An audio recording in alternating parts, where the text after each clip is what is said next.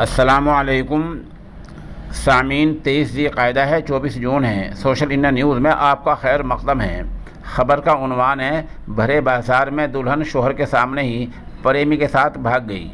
ख़बर थोड़ी तफसील से सुन लें। मामला सूबा बिहार के मुंगेर इलाके का है, जहां दुल्हन ने महज शादी के 7 दिन बाद ही शोहर से कहा कि मुझे बाज़ार ले चलो, चूड़ियाँ ख़रीदनी है, कुछ और सामान भी ख़रीदना है। नई बात थी, शोहर दुल्हन को बाज़ार ले गया।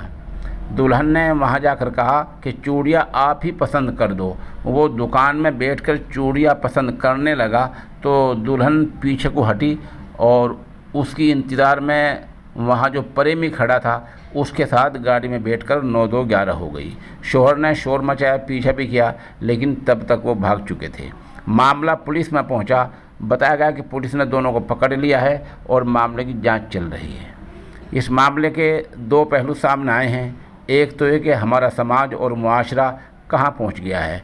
पहले शर्म हया बाकी थी और ऐसी संगीन सूरत हाल देखने को नहीं मिलती थी कि शोहर के सामने दुल्हन अपने प्रेमी के साथ हाथ छुड़ाकर भाग जाए।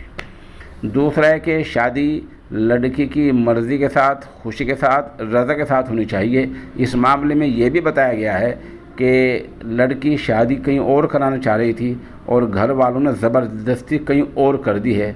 नतीजा सामने है।